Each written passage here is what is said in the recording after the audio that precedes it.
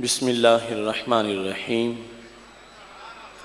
رب اشرح لی صدری ویسر لی امری واحلل عقدۃ من لسانی یفقہوا قولی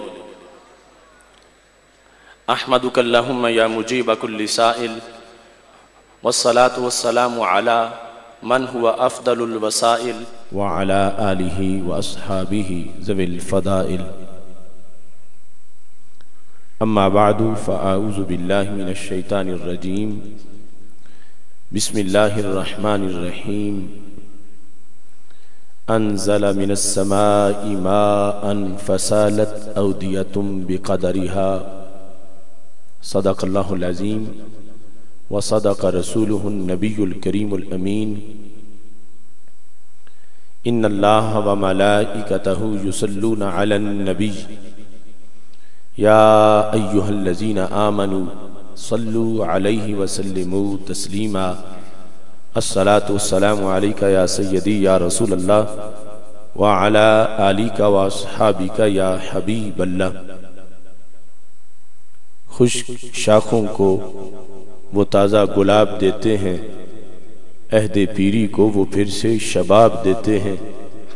پڑھ لے درود غفلت نہ کر خدا کی قسم، تیرے سلام کا وہ اب بھی جواب دیتے ہیں۔ الصلاة والسلام علیک یا سیدی یا رسول اللہ وعلی آلک واصحابک یا حبیب اللہ۔ مولا صلی وسلم دائما ابدا علی حبیبک خیر الخلق کلہم منزہ عن شریک فی محاسنہ فجوہر الحسن فیہ غیر منقاسم یا اکرم الخلق مالی من الوذ بہ سواک عند حلول الحادث العممی محمد تاج رسل اللہ قاطبۃ محمد صادق الاقوال والکلم محمد ذکرہ روح لانفسنا محمد شکرہ فرد علی الامم رب صلی وسلم دائما ابدا علی حبیبک خیر الخلق کلہم۔ فقہ حنفی بالیقین قرآن کی تفسیر ہے۔ فقہ حنفی بالیقین قرآن کی تفسیر ہے۔ فقہ حنفی سنت نبوی ہی کی تعبیر ہے۔ لفظ قرآن کی بتائیں کس قدر باریکیاں، فہم سنت حضرت نعمان کی تقریر ہے۔ مسلم بخاری ابن ماجہ روپ ہیں تقلید کے، ہر محدث بالعمل تقلید کی تصویر ہے۔ داتا حجویری بھی حنفی، خواجہ اجمیر بھی، یہ ملک تو حنفیوں کی اس لیے جاگیر ہے۔ حنفیوں اٹھو بنائیں ملک کو حنفی سٹیٹ، وقت کا یہ فیصلہ ہے قوم کی تقدیر ہے۔ سنیوں تانے رہو فکر رضا کی برچیاں، ملحدوں کے واسطے یہ بڑی شمشیر ہے۔ سنیوں روشن کرو ہر طرف سنی چراغ، نور سنت ہی اندھیری قبر کی تنویر ہے۔ آج کے مسلم کا درما گنبد خضرا میں ہے، جس کی چاہت قلب مومن کے لیے اکسیر ہے۔ شعر آصف حضرت نعمان کا مدح سرا، جن کا احسان ملت اسلام کی تکبیر ہے۔ اللہ تبارک و تعالی جل جلالہ وعم نوالہ واتم برہانہ وعظم شانہ وجل ذکرہ وعز اسمہ کی حمد و ثنا، اور حضور سرور کائنات مفخر موجودات زینت بزم کائنات دستگیر جہاں غم گسار زمان سید سروراں حامی بے کساں قائد المرسلین خاتم النبیین احمد مجتبی جناب محمد مصطفیٰ صلی اللہ علیہ وآلہ وصحبہ وبارک وسلم کہ دربار گوہر بار میں ہدیہ درود السلام عرض کرنے کے بعد زینت مسند صدارت پروردہ آغوش ولایت اہل سنت و جماعت کی عظیم محسن انٹرنیشنل دینی ملی اور روحانی شخصیت پیر طریقت حضرت قبلہ پیر محمد علاء الدین صدیقی صاحب حافظہ اللہ تعالی سجادہ نشین آستان عالیہ مقدسہ نیریاں شریف رونق محفل فاضل محتشم ممتاز مذہبی سکالر حضرت پروفیسر ڈاکٹر محمد عبد القدوس خان صاحب سرپرست ادارہ صراط مستقیم کشمیر وارثان منبر و محراب ارباب فکر و دانش نہایت ہی معزز و محتشم سامعین حضرات، رب ذوالجلال کے فضل اور توفیق سے اولیاء کرام کے دیس کشمیر میں راولا کوٹ کی سرزمین پر آج ادارہ صراط مستقیم اور سنی یوتھ کونسل کے زیر اہتمام یہ عظیم الشان امام اعظم ابو حنیفہ کانفرنس کا انعقاد کیا جا رہا ہے۔ میری دعا ہے خالق کائنات جل جلالہ ان کارکنوں دن رات کی محنت کو اپنے دربار میں قبول فرمائے اور قبلہ پیر صاحب اور تمام علماء و مشائخ جو اس کانفرنس میں جلوہ گر ہوئے اور تمام شرکاء جو قرب و جوار اور دور دراز سے تشریف لائے، رب ذوالجلال سب کو قدم قدم پہ لاکھوں ثواب عطا فرمائے۔ آج کی کانفرنس نہایت ہی اہم موضوع پر منعقد ہے۔ ہم اہل سنت و جماعت سیدنا امام اعظم ابو حنیفہ رضی اللہ تعالی عنہ کی فقہ کے مقلد ہیں۔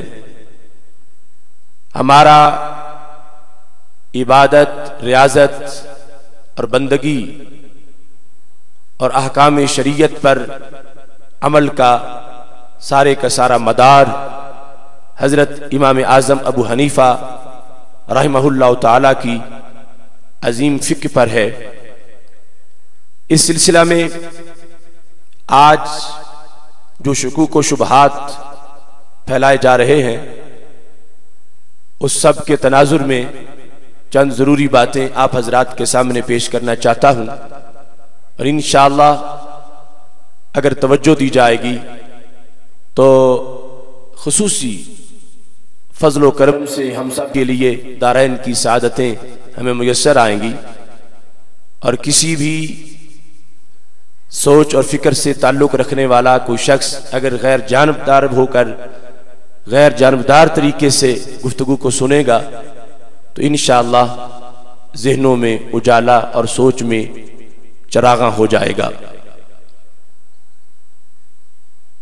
آج یہ نعرہ کہ قرآن و سنت کے ہوتے ہوئے ہمیں کسی فقہ کی ضرورت کیا ہے، اور یہ نعرہ کہ اللہ اور اس کے رسول صلی اللہ علیہ وسلم کی اطاعت کی ہمراہ کسی اور کی تقلید کی کیا حیثیت ہے،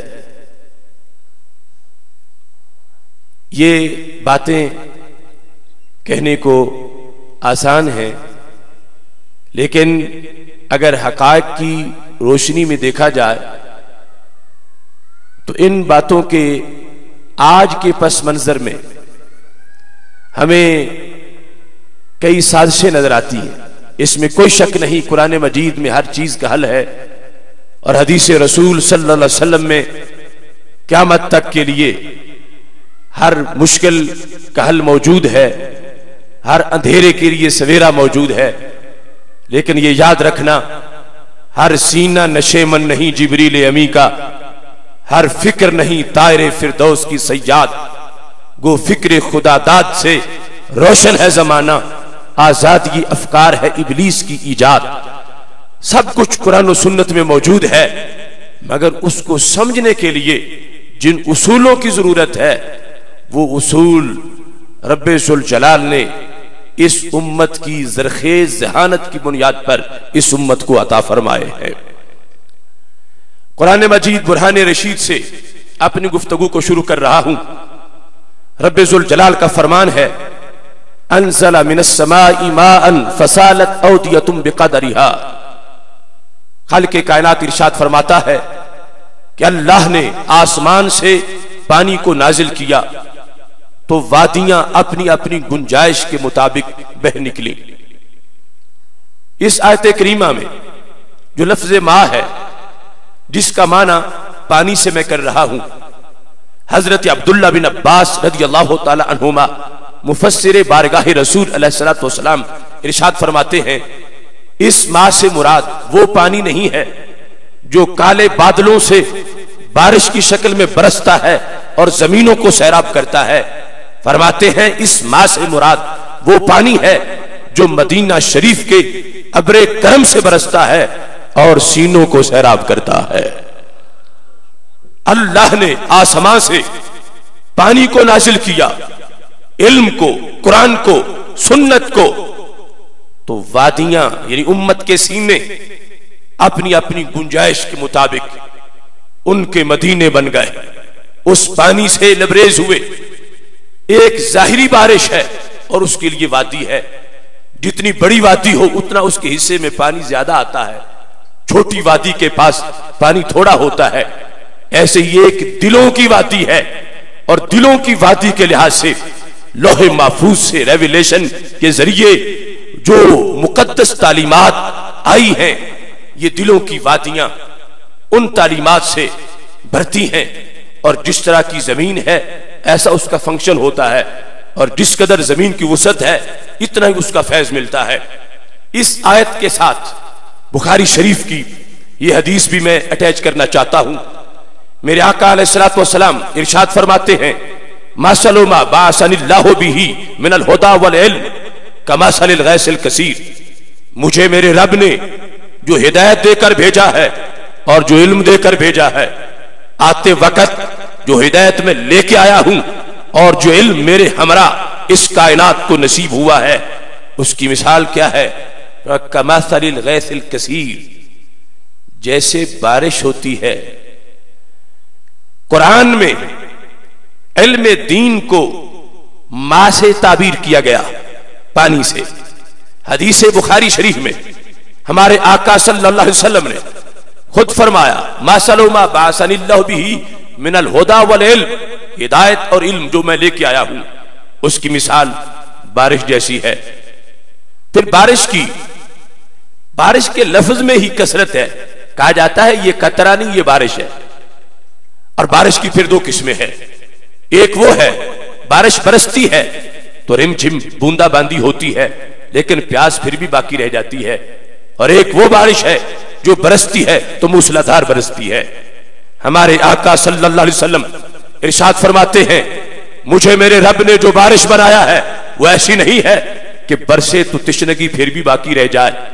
12 ربیع الاول شریف کو کائنات پر جو ابر کرم برسا ہے، ہمارے آقا صلی اللہ علیہ وسلم اپنی زبان اقدس سے اپنے میلاد کا بیان کرتے ہوئے ارشاد فرما رہے ہیں میں جو ہدایت لے کر آیا ہوں اور جو علم لے کر آیا ہوں وہ قطرہ نہیں، وہ بارش ہے. اور بارش کون سی؟ کمثل الغیث الکثیر، جو موسلادھار برستی ہے، جو پھر تشنگی نہیں رہنے دیتی.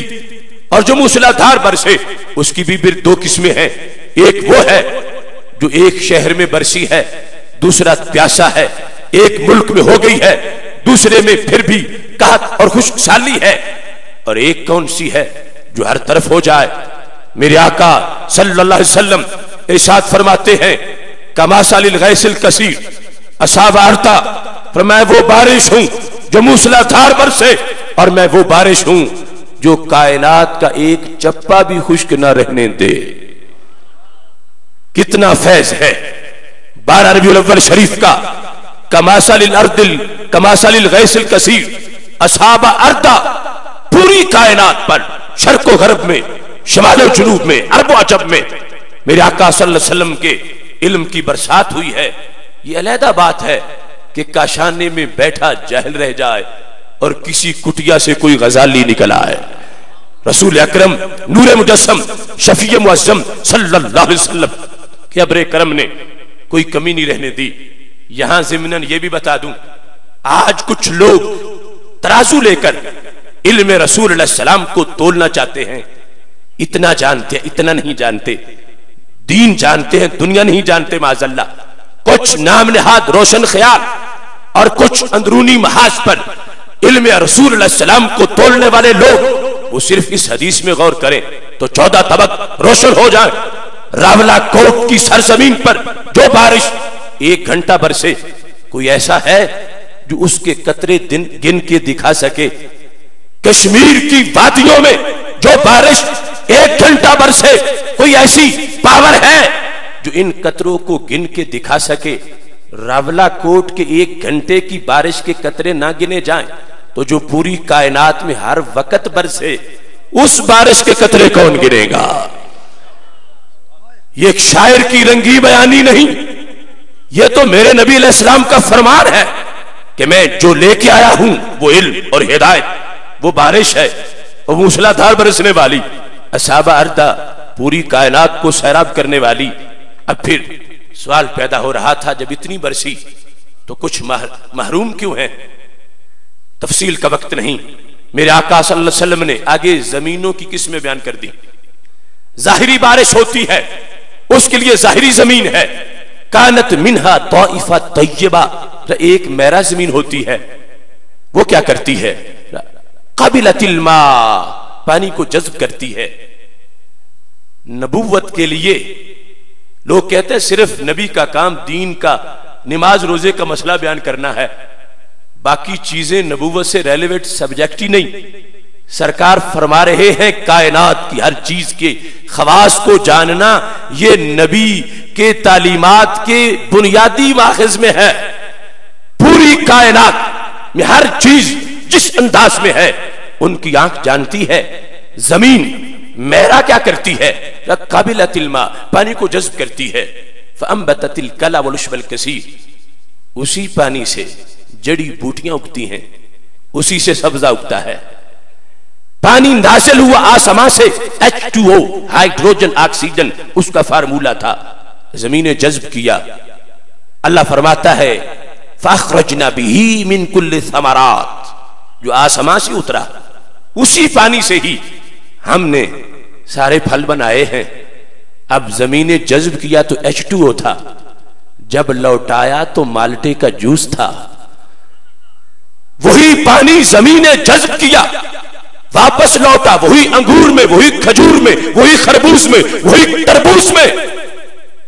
اب زمین نے بدعت نہیں کی، زمین نے ملاوٹ نہیں کی. اللہ کی قدرت ہے کہ زمین نے اسی پانی کو کئی ٹیسٹ دیے، کئی خواص دیے، کئی وٹامنز دیے. چونکہ لوگوں کی ضرورتیں مختلف ہیں، ٹیسٹ بڈز مختلف ہیں، بیماریاں مختلف ہیں، بیماریوں کے علاج مختلف ہیں.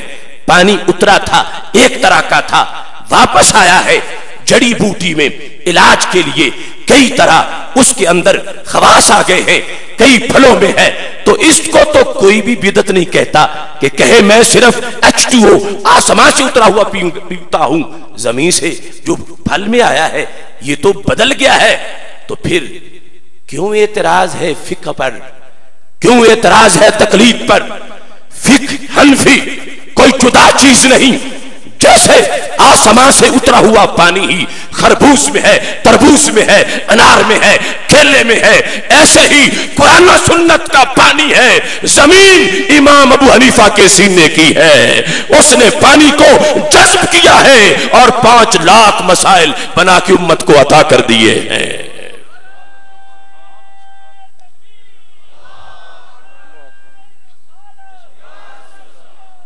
دیکھیے یہ میں نے تشبیہ نہیں دی، تشبیہ رب کے قرآن میں ہے، تشبیہ میرے نبی علیہ السلام کے فرمان میں ہے. علم پانی ہے اور مومن کا دل زمین ہے، لیکن زمینیں ساری ایسی نہیں ہیں کہ سب یہ کام کرے. ایک ہے طائفہ طیبہ، میرا زمین، وہ جذب کر لیتی ہے. دوسری کیا ہے؟ امسکت الماء، جذب نہیں کرتی، روک کے رکھتی ہے. تو دامنے کو میں جھیل بن جاتی ہے، تالاب بن جاتا ہے. اب اس کا مقام پہلے والا نہیں، لیکن یہ بھی مفید ہے. کیسے؟ شاربو وسقو وزرعو، سرکار فرماتے ہیں پانی اکٹھا ہوتا ہے. اب آپ کو تو اچھی طرح اندازہ ہے پہاڑی علاقے میں جو حوض ہیں، جھیلیں ہیں، تالاب ہیں، فشربوا وسقوا وزرعوا، لوگ خود بھی پانی پیتے ہیں، جانوروں کو بھی پلاتے ہیں، اپنے درختوں کو بھی بھر کے پلاتے ہیں. یہ زمین بھی مفید ہے، مگر یہ ہے ایک عالم کا سینہ، یہ فقیہ کا سینہ، اجتہاد نہیں کر سکتا لیکن معلومات کو اکٹھا کرتا ہے. لوگ آتے ہیں، کیا فرماتے علماء دین اس مسئلہ کے بارے میں؟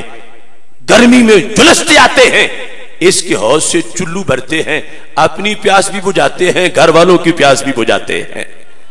مگر پہلا طائفہ تو پہلا طائفہ ہے، اور ایک تیسرا بھی ہے. وہ کیا ہے؟ وہ ہے شور زمین. شور سیم صدا، نہ پانی کو جذب کرے اور نہ روک کے رکھے، اور شکوہ کرے اگر کچھ دیتے ہوتے تو مجھے بھی ملتا. 12 ربیع الاول شریف کو کہے اگر کچھ ملا ہوتا تو ہمیں بھی ملتا. تو سرکار فرماتے ہیں سیم زدہ زمین کا اپنا قصور ہے، میں نے تو دینے میں کوئی کمی نہیں کی. ادھر سے فیض مسلسل جاری ہے. ایک ہے میرا زمین، ایک ہے پتھریلی زمین جو روکتی ہے، حوض بنتا ہے. امام اعظم ابو حنیفہ جیسے فقہا، ان کی مجتہدین کی شان کیا ہے؟ کوئی نیا پانی نہیں، اپنا بنایا ہوا نہیں، وہی قرآن و سنت کا پانی. ہاں سینہ مجتہد کا ہے، ہر سینہ یہ کام نہیں کر سکتا. قابلۃ الماء، پانی کو جذب کرتا ہے. فانبتت الکلى والعشب الکثیر، اسی جذب شدہ پانی سے آگے جیسے پھل بنتے ہیں، ایسے ہی جب پانی سے مراد وحش کا پانی ہے اور زمین سے مراد مجتہد کا سینہ ہے، تو اب پھل سے مراد فقہ حنفی ہے. یہ سینہ اس نے کوئی نیا کام نہیں کیا کہ بدعت کی ہو، کوئی ملاوٹ کی ہو، نہیں نہیں، قرآن و سنت کا نور ہی فقہ حنفی کی شکل میں امت کو عطا فرما دیا ہے. اب اس میں قرآن مجید برہان رشید کے ہوتے ہوئے یہ ضرورت کیوں محسوس ہوئی؟ امام موفق کہتے ہیں ابو حنیفہ اول من دون علم هذه الشریعہ فی ابواب مبوبہ وکتب مرتبہ. امام ابو حنیفہ وہ پہلی شخصیت ہے جنہوں نے اس شریعت کے علم کو مدون کیا، کمپائل کیا، اصول بنائے، کتابوں میں، ابواب میں، فصول میں. پہلے کسی نے یہ کام نہیں کیا، لیکن یہ نہیں کہ یہ کام کر کے یہ پہلوں سے صحابہ سے بڑھ گئے ہیں، نہیں، صحابہ سے بڑے نہیں ہیں. ضرورت اب پیش آئی، کتاب کی صحابہ کو ضرورت نہ تھی. ہم 1000 کتاب سے بھی وہ نہیں پڑھ سکتے جو وہ ایک نگاہ سے پڑھ لیتے تھے. امام موفق کہتے ہیں کانت قلوبہم صنادیق علومہم، ان کے تو دل ہی علموں کے صندوق تھے، انہیں کتابوں کی ضرورت نہ تھی. ایسا نہیں ہے کہ ایک کام وہ نہ کر سکے اور امام ابو حنیفہ نے کر کے دکھا دیا، نہیں، اس کام کی اس وقت ضرورت ہی نہ تھی. اور جب ضرورت پڑی ہے، نئی نئی قومیں اسلام ایمبریس کر کے ملت میں داخل ہو گئی ہیں. خود عربوں کے لیے بھی مختلف بولیوں کی امیزش سے قرآن سمجھنا مشکل ہوتا جا رہا ہے. دوسری صدی کے اوساط کے اندر جس وقت یہ دین ضرورت محسوس ہوئی ہے، اور پھر ان اللہ لا یقبض العلم انتزاعا یقبضہ من قلوب الرجال بل انما ینتزعہ بموت العلماء. سرکار فرماتے اللہ علم یوں نہیں چھینے گا کہ بندہ رات کو سوئے تو عالم ہو، صبح اٹھے تو جاہل ہو، نہیں. لا یقبض العلم انتزاعا ینتزع من قلوب الرجال، یوں نہیں ہوگا. کیسے ہوگا؟ علم والے اٹھیں گے تو علم اٹھ جائے گا.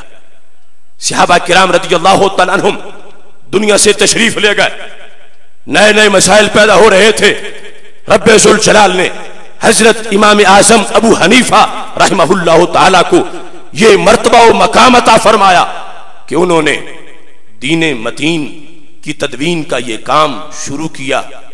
اور مثال پہلے موجود تھی، جامع ترمذی میں حدیث شریف موجود ہے کہ سید عالم نور مجسم شفیع معظم صلی اللہ علیہ وسلم نے جب حضرت معاذ بن جبل رضی اللہ تعالیٰ عنہ کو یمن کا قاضی بنایا تو ان کو جو ارشادات فرمائے، یہ ترمذی کی جلد نمبر 2 صفحہ نمبر 330 حدیث نمبر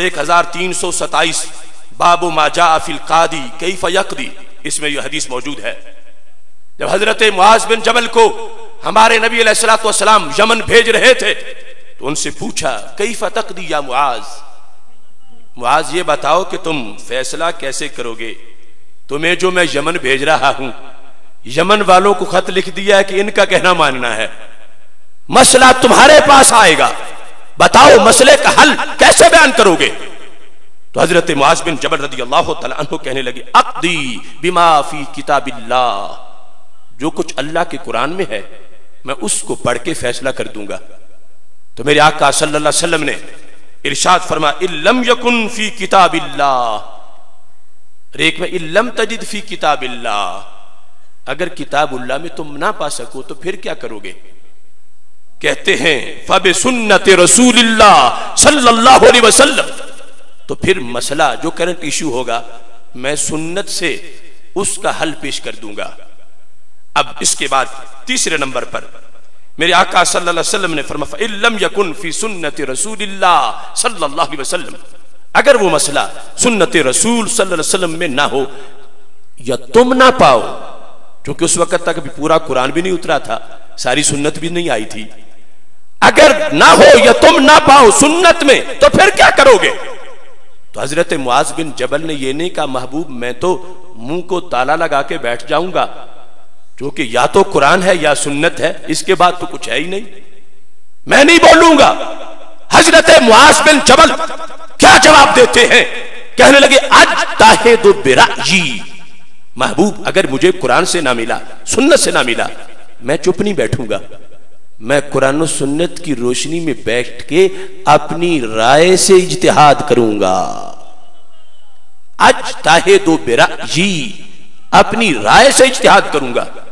اب یہ سن کے ہمارے نبی علیہ السلام نے یہ نہیں فرمایا تمہاری رائے کا کیا مرتبہ ہے، تم کون ہوتے ہو میرے دین میں رائے داخل کرنے والے؟ معاذ بن جبل بس قرآن بس سنت، آگے تو دروازہ بند ہے۔ ہرگز میرے آقا صلی اللہ علیہ وسلم نے یہ جملہ ارشاد نہیں فرمایا، پہلے تو حضرت معاذ بن جبل کی اپنی سوچ تھی اور پھر حدیث تقریری بن گئی۔ جب میرے نبی علیہ السلام نے صداقت کی تصدیق کی مہر لگا دی کہ معاذ بن جبل کہہ رہے ہیں اگر مجھے قرآن سے مسئلہ نہ ملا تو سنت سے مسئلہ نہ ملا تو پھر اجتہد برأیی، اپنی رائے سے میں مسئلے کو بیان کروں گا، میں اجتہاد کر کے مسئلے کو بیان کروں گا۔ جب حضرت معاذ بن جبل نے یہ جواب دیا تو ہمارے آقا علیہ الصلوۃ والسلام نے کیا فرمایا؟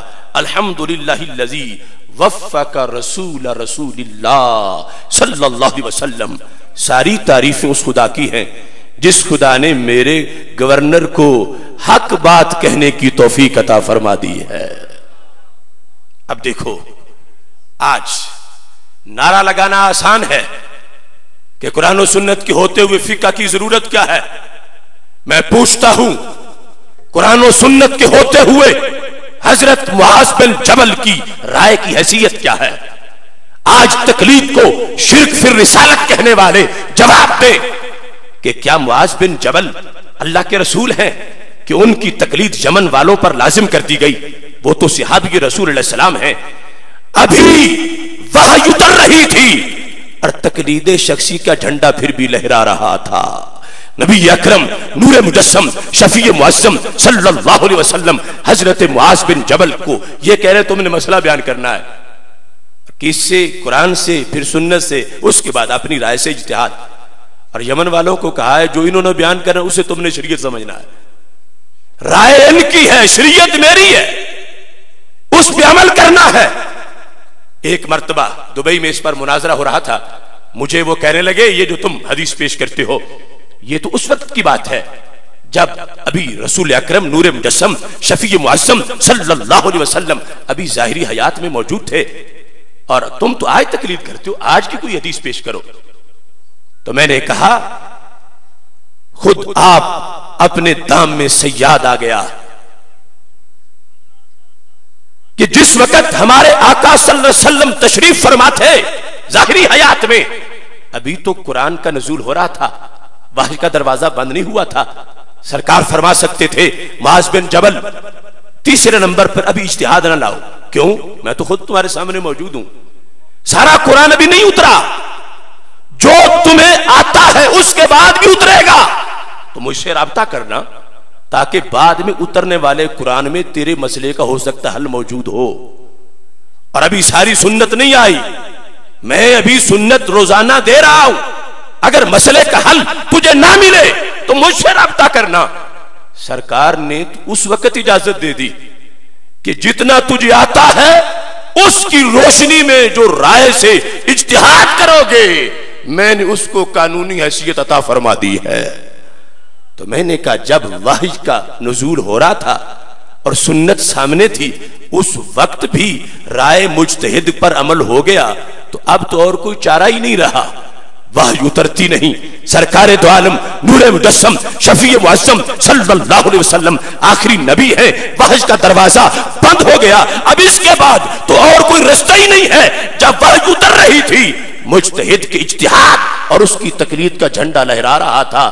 آج تو بطریق اولا اس جھنڈے کو ہر طرف لہرانا چاہیے.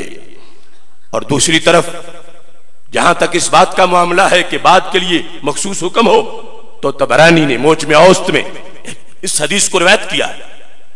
حضرت مولا علی رضی اللہ تعالیٰ عنہ فرماتے ہیں کہ میں نے پوچھا یا رسول اللہ صلی اللہ علیہ وسلم ان نازل بنا امر لیس فیہ امر ولا نہی فما تأمرنا.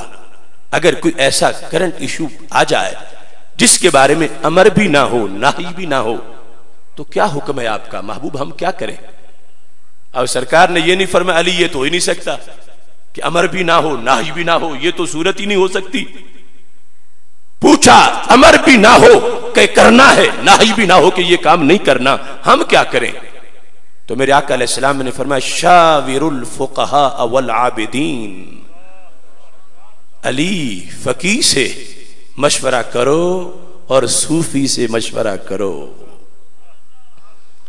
اللہ کا فضل ہے فقیہ بھی اہل سنت میں ہے اور صوفی بھی اہل سنت میں ہے. Shower الفقہاء والعابدین, shower الفقہاء والعابدین. فقہاء اور عابدین کے پاس جانا, جو وہ بتائیں گے وہ میری شریعت ہوگی, اس کی تم پیروی کرنا. اس بنیاد پر سید عالم نور مجسم شفیع معظم صلی اللہ علیہ وسلم نے خود یہ رستہ دکھایا. ہر چیز قرآن و سنت میں ہے, ہر چیز ہے, لیکن اس کے محل وقوع کے لیے آنکھ کی بھی ضرورت ہے کہ کہاں ہے وہ, کس طرح ہے. کتاب الام میں امام شافعی رحمہ اللہ تعالی کا یہ فرمان موجود ہے. مکہ شریف میں بیٹھے تھے, فرمانے لگے جو مجھ سے پوچھو گے میں اس کا جواب قرآن مجید سے دوں گا. تفسیر کبیر میں بھی وہ پورا مکالمہ موجود ہے. ایک شخص نے کہا چلو میں پوچھتا ہوں. پوچھنے لگے. امام شافعی اپنے دعوے پہ قائم رہنا کہ جو میں پوچھوں گا قرآن سے جواب دو گے. ہاں فرمایا میں قرآن سے جواب دوں گا. ما حکم المحرم یقتل الزنبور. محرم کا حکم کیا ہے؟ حالت احرام میں جو زنبور کو, بھیڑ کو, ڈیمو, اس کو جو مار دے حالت احرام میں, اس کا حکم کیا ہے؟ اس پر کیا لازم آئے گا؟ اس پر دم ہے, کفارہ ہے, کچھ نہیں, کیا ہے؟ تو امام شافعی رحمۃ اللہ علیہ نے فرمایا اس پہ کوئی حرج نہیں, کچھ بھی نہیں. تو کہا اب آیت پڑھو کہ جس میں لکھا ہے. اب پورے قرآن میں زنبور تو ہے ہی نہیں. امام شافعی آیت سناؤ جس سے یہ مسئلہ بیان کیا ہے. تو امام شافعی فرمایا ہاں میں سناتا ہوں. کیا کہنے لگے؟ وما آتاکم الرسول فخذوہ وما نہاکم عنہ فانتہوا. جو کچھ اللہ نے عطا کیا اسے پکڑ لو, جو کچھ رسول اللہ صلی اللہ علیہ وسلم عطا کرتے ہیں اسے پکڑو اور جس سے وہ روکتے اس کو رک جاؤ. پر یہ فرمان خدا بندی ہے, قرآن میں ہے. اور حدیث کیا ہے؟ علیکم بسنتی و سنت الخلفاء الراشدین. فرمایا تجھ پر میری سنت بھی لازم ہے اور خلفاء الراشدین کی سنت بھی لازم ہے. فرمایا قرآن نے نبی علیہ السلام کا دروازہ دکھایا اور سرکار نے خلفاء راشدین کی طرف بھیج دیا کہ تم پر میری سنت اور میرے خلفاء کی سنت لازم ہے. اور ساتھ سند سے حدیث پڑھ کے حضرت سیدنا عمر رضی اللہ تعالیٰ عنہ کی ذات تک لے گئے. فرمایا پوچھا گیا حضرت عمر بن خطاب سے ما حکم المحرم یقتل الزنبور. انہوں نے کہا لیس علیہ حرج. حضرت عمر رضی اللہ تعالیٰ عنہ سے پوچھا گیا تھا یہ مسئلہ کہ اگر کوئی حالت احرام میں ڈیمو زنبور کو مارتا ہے، حکم کیا ہے؟ تو انہوں نے فرمایا تھا کوئی حرج نہیں ہے. کہا لوگوں جو میں نے کہا تھا میں نے مسئلہ قرآن سے بیان کر دیا. قرآن میں سب کچھ ہے، وہ کلیات ہیں، ان سے آگے حدیث، اس میں بھی پھر اس کے بعد صحابہ کے فیصلے ہیں، خلفائے راشدین کے فیصلے، پھر آگے جا کر قیاس ہے جس سے حکم کو ثابت کیا جاتا ہے. اور یہ سارا جتنا بھی فیض ہے یہ چلا ہے رسول اکرم نور مجسم شفیع معظم صلی اللہ علیہ وسلم کی ذات گرامی سے صحابہ کرام رضی اللہ تعالی عنہم تک، ان سے تابعین تک. امام اعظم ابو حنیفہ صحابہ کے بھی شاگرد ہیں اور تقریباً 4000 تابعین کے بھی شاگرد ہیں. اور اس کے بعد آگے انہوں نے اس فیض کو جس انداز میں اجتہاد کے ساتھ اصول معین کیے ہیں، 5 لاکھ مسائل عطا کیے ہیں پوری امت کے لیے. یہ وہ فیض ہے کہ اگر دیکھا جائے جو ترتیب میرے امام نے فقہ میں اختیار کی، حدیث کی پہلی کتاب موطا امام مالک کے اندر وہی ترتیب ہے جو امام اعظم سے حاصل کی گئی. یہ سارے فقہ حنبلی، فقہ مالکی، فقہ شافعی، اس کے سارے اساتین جو ہیں ان کے اندر فیض امام اعظم ابو حنیفہ کا جلوہ گر نظر آتا ہے. اب شروع کر دیا اس کام کو، اجتہاد سے قرآن اور سنت سے اجتہاد کرتے مسئلہ نکالنا. قیاس مظہر حکم ہے، مثبت حکم نہیں. حکم تو اللہ کی طرف سے آیا ہوا ہے، صرف اوپر سے پردہ ہٹانا ہے. مجتہد اللہ نہیں، نہ اللہ کا نبی ہے. مجتہد کا اجتہاد جب وہ اسپیشلائزیشن کرتا ہے، اسپیشلسٹ ہے، تو اس کا یہ مقام ہے. عام لوگوں کو پتہ نہیں کہ اس آیت میں کتنے مسائل ہیں، کتنے مسائل کا حل ہے. مجتہد کو پتہ ہے، اور وہ جو معلوم ہے اس کے ذریعے سے مجہول کو معلوم کر کے لوگوں کے لیے فیض عام کر دیتا ہے. اس کی مثال بخاری شریف میں ہے. ہمارے آقا صلی اللہ علیہ وسلم تشریف فرما ہے. ایک شخص نے آ کے پوچھا ان اختی نظرت ان تحج وانها ماتت. یا رسول اللہ صلی اللہ علیہ وسلم، میری ہمشیرہ نے نظر مانی تھی کہ وہ حج کریں گی لیکن وہ تو فوت ہو گئی ہیں، کیا یہ ہو سکتا ہے حج میں کروں اور نظر میری ہمشیرہ کی پوری ہو جائے؟ تو میرے آقا علیہ السلام نے جواب کیسے دیا کہ سائل پر کراس کویسچن کر دیا. تم مجھے اس بات کا جواب دو، پھر تیری بات کا جواب آئے گا. لو کان علیہا دین اکنت قاضیہ، اگر تمہاری ہمشیرہ پہ قرض ہوتا اور وہ فوت ہو جاتی قرض ادا کیے بغیر، اور تم اپنی جیب سے پیسے دے کے قرض ادا کر دیتے، بتاؤ قرض ادا ہوتا یا نہ ہوتا؟ تو صحابی نے کہا محبوب یہ تو مجھے بھی معلوم ہے کہ قرض ادا ہو جاتا. فرمایا فقد دین اللہ فہو احق بالقضاء، پھر اللہ کا قرض بھی پورا کر دو، وہ زیادہ حق رکھتا ہے کہ اس کے قرض کو پورا کیا جائے. اب ایک ہے حق مالی، ایک ہے من وجہ مالی اور من وجہ بدنی. قرض دینا حق مالی ہے، حج کرنا من وجہ مالی اور من وجہ بدنی ہے. تو میرے نبی علیہ السلام نے صحابی سے خود قیاس کروایا، طریقہ بتایا کہ علت مشترکہ کو دیکھ کر حکم لگانا یہ مجتہد کا کام ہے. ہر صبح 9 میں اس کا اجالا آ جائے گا. اب اس پر کہ جب تمہارے طرف سے پیسے دیے جائیں تو قرض ادا ہو جاتا ہے.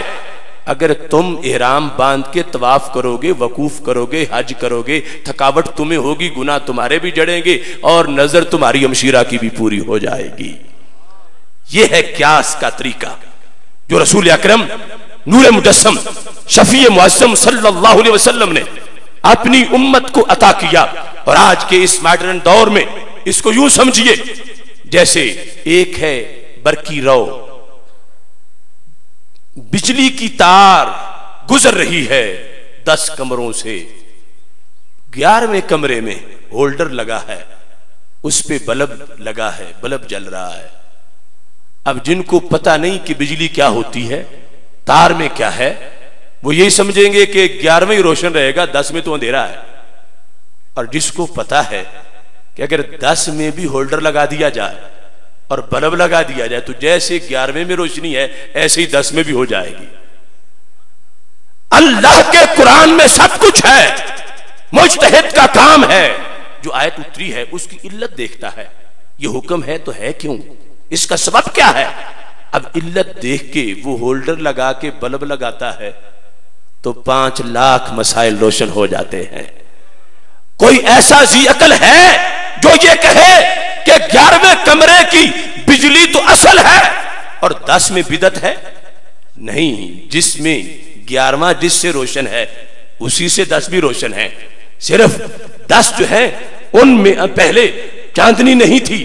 آیت ایک جزئی کے بارے میں نازل ہو وہ واضح نظر آ رہی ہے، باقی حقیقت موجود ہے. مجتہد کا کام ہے، وہ ہولڈر لگاتا ہے، بلب لگاتا ہے، سب کچھ وہیں سے نظر آنا شروع ہو جاتا ہے. شراب حرام ہے، علت کیا ہے؟ اسے دیکھ کر مجتہد افیون کا حکم بتاتا ہے، بھنگ کا حکم بتاتا ہے، سارے نئے نشے جو ہیں ان کا حکم علت مشترکہ کی بنیاد پر بتاتا جاتا ہے. تو یہ کوئی اپنی طرف سے شریعت نہیں بنا رہا بلکہ آئی ہوئی شریعت کو صرف ظاہر کرتا جا رہا ہے. یہ طریقہ ہے اجتہاد کا، قیاس کا. لیکن یاد رکھنا، میں پہلے کہہ چکا ہوں، ہر سینہ نشیمن نہیں جبریل امی کا، ہر فکر نہیں دائرے فردوس کی سیاد کو فکر خدا داد سے روشن ہے زمانہ. آزادی افکار ہے ابلیس کی ایجاد. ہر بندہ ہولڈر نہیں لگا سکتا، اور اگر اناڑی لگائے تو لٹک جائے گا، اور جو اسے چھڑائے گا وہ بھی لٹک جائے گا. آج کا غیر مقلد قرآن و سنت سے اجتہاد کی صلاحیت کے بغیر اگر مسئلہ حل کرے گا تو کر نہیں سکے گا، خود بھی گمراہ ہوگا، اوروں کو بھی گمراہ کرے گا. آج کی 1.5 اینٹ کی مسجد کا مقلد امام مشرقین مغربین کی تقلید کو چھوڑ کر گمراہی کی طرف لوگوں کو دھکیلنا چاہتا ہے. حقیقت یہ ہے جو قرآن و سنت میں سب کچھ آ چکا ہے. امام اعظم ابو حنیفہ کے سینے نے اس کو واضح یوں کیا ہے. امام شافعی کہنے لگے الناس فی الفقہ عیال ابی حنیفہ. قیامت تک سارے لوگ دین سمجھنے میں امام ابو حنیفہ کے بال بچے ہیں، ان کا بقایا ہوا کھائیں گے تو پھر گزارا ہوتا رہے گا. سب قرآن و سنت میں ہے، لیکن وہاں سے اخذ کرنا یہ ہر ایک کی بات نہیں. اب کتابیں صرف چند لایا ہوں اور وہ بھی پیش کرنے کا وقت نہیں. امام اعمش بہت بڑے سردار ہیں محدثین کے.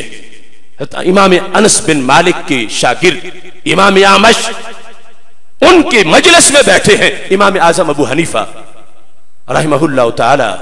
مسئلہ پیش ہو گیا، امام اعمش جواب نہ دے سکے. امام ابو حنیفہ بطور طالب علم بیٹھے ہیں.